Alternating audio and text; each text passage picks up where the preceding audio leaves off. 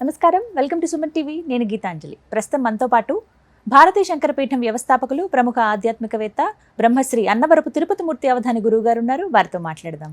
గురుగారు నమస్కారం అండి. ఓం శ్రీ మహాగణాధిపతయే నమః. గురుగారు, మే 29వ తారీఖు గురువారం నాడు తదియ, ఈ జ్యేష్ఠ మాసంలో చాలా విశేషమైన రోజు అని విన్నాను. ప్రత్యేకించి ఆ శివయ్య ఆరాధన ఆ రోజు చేస్తే మంచిది అంటారు. కొన్ని వేల రెట్లమ్మా. అవునా? ఆరుద్ర నక్షత్రం. ఓ, అంతేకాకుండా ఆ రోజు శూలయోగం అమ్మా. శూలయోగము అంటే ఏంటి గురువుగారు? పాశదండం అని చెప్పి మనకు కొన్ని చండీలో కొన్ని మంత్రాలు వస్తాయి. అలానే మీరు చంద్రశేఖరాష్టకంలో చదివితే చూస్తే, చంద్రశేఖరమాశ్రయే మమ కిం కరిష్యతి వయ్యమః. అంటే ఏ రకంగా అయితే కనుక మార్కండేయుల వారి దగ్గరికి యమధర్మరాజు వచ్చినప్పుడు ఈశ్వరుడు శూలదండం చేసి ఆయన బయటికి పంపించేశారు. ఆ రకంగా ఆ రోజు ఈశ్వరుడికి చేసేటువంటి ఒక ఆరాధన వలన అపమృత్యుప్రదమైనటువంటి దోషం పూర్తిగా నశిస్తుంది. పూర్తిగా అపమృత్యుప్రద దోషం నశిస్తుంది. అంత గొప్ప రోజు ఆ రోజు. మనం చేసుకోవటం ఏదైనా తేడా ఉండాలి మినహాయిస్తే, కల్పసూత్ర విహితానుసారంగా, అంటే కల్పసూత్రంలో ఆ విధానం ఏ రకంగా చెప్పబడి ఉన్నదో దాన్ని అనుసరించి కనుక చేసుకోగలిగితే, హౌం జూం సహ ఓం భూర్భువస్వః త్ర్యంబకం యజామహే సుగంధిం పుష్టివర్ధనం సహజో ఓం ఉర్వారుకమివ బంధనాన్ మృత్యోర్ముక్షీయమామృతాతు అపమృత్యుమపక్షుధమపేతస్య పతంజహి అథాను అగ్నవహరాయుస్పోషకం సహస్రనం ఏతే సహస్రమజితం పాశా మృత్యో మర్త్యాయ హంతవేతాను యజ్ఞస్య మాయజా సర్వ నవయజామహే మృత్యవే స్వాహా మృత్యవే స్వాహా ప్రాణానాంగ్రంథిరతుర్ధ్రుమా విశాంతక తేనాన్నేనాప్యాయస్వా నమో రుద్రాయ విష్ణవే మృత్యుర్మే పాహి అనుకుంటూ అనగానే చాలామంది ఇది మృత్యుంజయ మంత్రమే కదండి, మేము పాడేసుకుంటామంటారండి. చదవటం కాదు, పాడేసుకుంటామంటారండి. ఆ రకంగా ఎవరైతే కనుక మృత్యుంజయ యొక్క మంత్రాన్ని ఆ మంత్ర విధానంగా కాకుండా పాట రూపంలో పాడతారో ఆ మృత్యుప్రద దోషం వెంటనే ఆవహిస్తుంది. దోషమేనండి. మా ఇక్కడ సంబంధం లేని విషయం ఒకటి చెప్తాను. చాలామంది సెమినార్స్లో నాకు కూర్చున్నప్పుడు, గురుగారండి మీరు చాలా విషయాల్లో చెప్పారు, వేదం బ్రాహ్మణులు మాత్రమే చదవాలి, మంత్రాలు బ్రాహ్మణులు మాత్రమే చదవాలి, ఇంకెవరికి అర్హత లేదంటారు, దేనికంటే అని అన్నారు. నేను ఒకటే అన్నా, నిజమే ఆ మాట 200% కూడా ఎవరికి అర్హత లేదు అంటానికి గల కారణం ఏమిటి అంటే, ఏ అక్షరం ఎలా పలకాలి, ఏ అక్షరం ఎప్పుడు పలకాలి, ఏ రకంగా పలకాలి అనేటువంటి చెప్పబడి ఉంటుంది. పాట అనేటువంటిది 4 స్వరాల్లో మార్చి పాడుకోవచ్చు, అది ఒక మంత్రం. ఈ మంత్రం అనేటువంటిది వేల సంవత్సరాల నుంచి ఇంతవరకు ఒక అక్షరం మారలేదండి. వేల సంవత్సరాల నుంచి అంటే ఇంకా చెప్పాలంటే యుగాల నుంచి, యుగాలు దాటినప్పటికీ కూడా ఆ వేదంలో ఒక అక్షరం మారలేదు, ఒక శబ్దం మారలా, ఒక స్వరం మారలా. దానికి మన వరకు వచ్చేటప్పటికి అన్నీ మార్చేస్తున్నామమ్మా. ఆ మార్చినప్పుడు దాని నుంచి వచ్చేటువంటి శబ్ద తరంగాలు మనం ఏదైతే తేడా చేస్తున్నామో దాని యొక్క ప్రభావం మొత్తం అందరినీ కట్టికుడిపేస్తుంది. ఇవాళ దేశం మొత్తం కూడా దాదాపుగా తినటానికి తిండి లేక అతివృష్టి అనావృష్టిలు అవన్నీ జరుగుతున్నాయి అంటే, ప్రతి ఒక్క వ్యక్తి వేదాన్ని ఎందుకు చదువుకోకూడదు అని చెప్పేవాడు ఒకడైతే, వేదం ఎందుకు నేర్పకూడదని చెప్పి మా దాంట్లోనే గడ్డి తినే వ్యక్తులు కొంతమంది ఉన్నారండి. ఏం తింటున్నారు? గడ్డి. ఆ పశువులు తినేవి, వాటికి కూడా పెట్టిన గడ్డి తినేటువంటి వ్యక్తులు, నేను అందరికీ వేదాలు చెప్పేస్తాను, మంత్రాలు చెప్పేస్తానని చెప్పి, నేను ఏదో గొప్పవాడిని, నేను అందరికీ వేదం చెప్తున్నాను అని చెప్పి తనకు తానేదో కాస్త గొప్పతనాన్ని ప్రదర్శన చేసుకోవాలని చెప్పి సర్వ దేశాన్ని, అంటే సర్వ విషయాన్ని కూడా భ్రష్టత్వం చెందిస్తున్నారమ్మా. ఎందువలన? ఒక అక్షరం ఓం త్ర్యంబకం యజామహే సుగంధిం పుష్టివర్ధనం. మేమే పిచ్చివదలమా, 5వ ఏట 6వ ఏట ఉపనయనాలు చేసుకొని 4 రోజుల పాటు అక్కడి నుంచి కూర్చుని రోజుకి 18 గంటల పాటు సుమారుగా 18 నుంచి 22 సంవత్సరాలు చదువుకోవాలమ్మా ఒక వేదం పూర్తి కావాలంటే. ఇంత కఠోర దీక్ష చేసుకుంటూ వస్తుంటే మధ్యలో కూర్చొని ఓం, మీరు ఒకసారి వినండి, ఓం త్ర్యంబకం యజామహే సుగంధిం పుష్టివర్ధనం ఉర్వారుకమివ బంధనాన్ మృత్యోర్ముక్షీయమామృతాతు. ఇది మంత్రం. ఓం త్ర్యంబకం యజామహే సుగంధిం పుష్టివర్ధనం అనుకుంటే పాట. అవును గురుగారు, అదే వస్తుంది. అది విన్న వాళ్ళకు కూడా మరణగండం వస్తుందండి. మహాపాపం అది. దేశం మొత్తం ఇవాళ దుర్భిక్షం అనేటువంటిది ఆపాదిస్తుంది అంటే మంత్రాన్ని నాశనం చేయడం వల్లే. ఎప్పటికి పడితే వాడు వచ్చి నేను చేస్తా అని అంతకు మించి గడ్డి కన్నా హీనాతిహీనంగా తినేటంటారు. మా దాంట్లో చాలా మంది వచ్చి మేము నేర్పేస్తామంటాం. వల్ల ఒక అర్హత ఉండాలి, ఒక వ్యవస్థ ఉండాలి. ఒక అక్షరం దాడితే మొత్తం కుటుంబం నాశనం అయిపోతుంది, చిన్నాభిన్నం అవుతుంది. ఆ విషయాలు తెలుసుకోవాలి. అవన్నీ లేకుండా ఎలా పడితే అలా చెప్పడం వల్ల భ్రష్టత్వం. అంటే ఇప్పుడు ఎందుకు చెప్పాల్సి వచ్చిందంటే రేపటి శూల యోగం రోజు నాడు ఇప్పుడు ఈ మృత్యుంజయ మంత్రం నేను ఇందాక చెప్పే కదమ్మా, అది విని మృత్యుంజయ మంత్రమే కదా మేము కూడా పాడేసుకుంటామంటారు. మనం చదివేస్తామంటారమ్మా, మేము పాడేస్తామంటారు.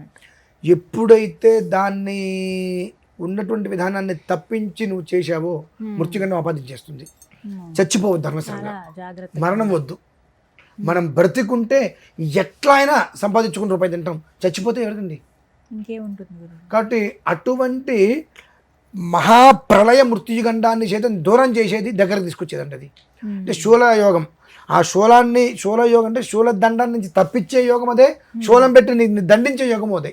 చాలా జాగ్రత్తగా ఉండాలి. ఉండి ఎటువంటి పరిస్థితుల్లోనూ ఆ మంత్రాన్ని నేను ఉచ్చరించేస్తాను, నేను పాడేస్తానని కాకుండా నల్ల నువ్వులు, బియ్యం ఈ రెండు కలిపి చక్కగా ఈశ్వరుడికి తైలాభిషేకం. ఓం హౌం జూం సహ రుద్రం. మీకు ఒకవేళ కావాలి అని అంటే ఒక గంటన్నర సమయం తీసుకొని ఈ యొక్క మృత్యుంజయ పాశుపతంతో రుద్రాన్ని నేను రికార్డు చేసి ఇస్తానమ్మా. పడుతుంది గంటన్నర పైన పడుతుంది. రుద్రం మొత్తం ప్రతి వాక్యానికి చెప్పాలమ్మా, కంఠ నరాలు అరిగిపోతాయి. ఏదో ఓం హౌం జూం సహ ఓం భూర్భువస్సువః త్ర్యంబకం యజామహే సుగంధిం పుష్టివర్ధనం సహజుః ఔం ఉర్వారుకమివ బంధనాన్ మృత్యోర్ముక్షీయమామృతాతు. ఓం నమస్తే రుద్రమన్యవ ఉతోత ఇషవే నమః. నమస్తే అస్తు ధర్మనే బాహుభ్యామదతే నమః. హౌం జూం సహ ఓం భూర్భువస్సువః త్ర్యంబకం యజామహే సుగంధిం పుష్టివర్ధనం సహజుః ఔం ఉర్వారుకమివ బంధనాన్ మృత్యోర్ముక్షీయమామృతాతు. ఇలా చెప్పుకుంటూ వెళ్తే ఒక గంటన్నర పడుతుందమ్మా. ప్రతి వాక్యానికి వెనక ముందు ఈ మృత్యుంజయ మంత్రం రావాలి. అలా గంటన్నర సమయం అయినా నేను రికార్డు చేసి ఇవ్వడానికి నేను సిద్ధం. ఎలా పడితే అట్లా ఏది పడితే అది మేము వినేస్తాము అని కాకుండా తైలాభిషేకం చక్కగా నువ్వుల నూనె తీసుకొని మృత్యుంజయ ఈశ్వరుని పెట్టుకొని మీ స్వహస్తాలతో చేసుకోండి. లేకపోతే అయితే దేవాలయాలకు వెళ్ళండి. చక్కగా ఈశ్వరుని అలా పెట్టుకొని సన్నగా నువ్వుల నూనె ధారపడాలండి. సన్నగా నువ్వుల నూనె ధారలా పడుతూ ఉండాలి. ఇలా పట్టుకుంటే చేనొప్పి వచ్చిందా ఇలా పట్టుకోండి. లేదంటే ఒకవేళ ఇంకా ఇబ్బందిగా ఉంది అంటే ఏదైనా ఆ ధార పడేటట్టుగా, అంటే ఈ రుద్రం పూర్తయ్యే వరకు ధార ఆగద్దు. ఆ ధార అలా పడుతూ ఉంటే స్వామివారి నెత్తి మీద మనం నువ్వుల నూనె వేస్తుంటే అది స్వామివారి మీద అలా కిందకి వెళ్ళిపోతుంది. అది దానికి ఏంటి చక్రము అంటే ఏది శాశ్వతం కాదు. చిన్నప్పుడు చిన్నగా నడక వస్తుంది, పెద్ద అయిన తర్వాత అదే నడక పోతుంది. అత్త అంటూ మాటలు వస్తాయి, చివరికి అలానే మాటలు పోతాయి. చిన్నగా కళ్ళు కనిపిస్తాయి, చివరికి అవే. అంటే వచ్చిన ప్రతిదీ పోవటమే. దానికోసం నువ్వు తారాసపడకు. నీకు ఏది శాశ్వతంగా ఉండాలో అది నేను ఇస్తాను నీకు. శాశ్వతమైనటువంటిది కీర్తి. ఆ కీర్తి నువ్వు సంపాదించుకో అనేటువంటిది ఈశ్వరుడు అభిషేకానికి మూలమమ్మా. శాశ్వతంగా ఉండేటువంటిది కీర్తి మాత్రం ఇంకేం మిగలదు. అది ఒక్కటే ఈశ్వరు నుంచి మనం సంప్రాప్తం చేసుకునేది. ఎంత చెప్పుకున్నా ఎన్ని చెప్పుకున్నా అవన్నీ రావడానికి మూలం ఆ రోజు. కనుక ఒకవేళ చేత్తో అంతసేపు పట్టుకోలేకపోయావు, దానికి పడేటట్టుగా పెట్టుకొని ఒక దర్భపలతో అలా పట్టుకో. చేయి నొప్పి లేకుండా నీకు ఇబ్బంది లేకుండా ఉంటుంది. గంటన్నరే కదా కాసేపు ఇలా పట్టుకుంటాను, ఇలా పట్టుకుంటే జాగ్రత్తగా పెట్టుకుంటాను, మంచిది, ఇంకా మంచిది. కానీ గంటన్నర సేపు చక్కగా స్వామివారికి అభిషేకం చేయండి. అభిషేకం అయిపోయిన తర్వాత శివలింగాన్ని శుభ్రంగా కడిగి అన్ని నువ్వులు ముందు పాలల్లో వేయండి.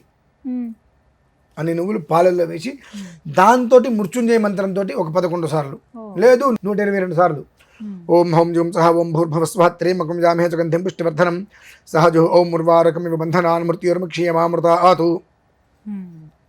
ఏతే సహస్రమైతం పాశా మృత్యో మర్త్యా జహంతవే తాను యజ్ఞస్య మాయజా సర్వానవై జామహే మృత్యవే స్వాహ ప్రాణానాం గ్రంథిర్దుర్ద్రోమా విశాంతక తేనాన్నేన ఆప్యాయస్వ నమో రుద్రాజ విష్ణవే మృత్యుర్మే పాహి అనుకుంటూ ఒక 122 సార్లు వింటూ ఆ నువ్వులు పాలతో స్వామివారికి అభిషేకం చేయండి.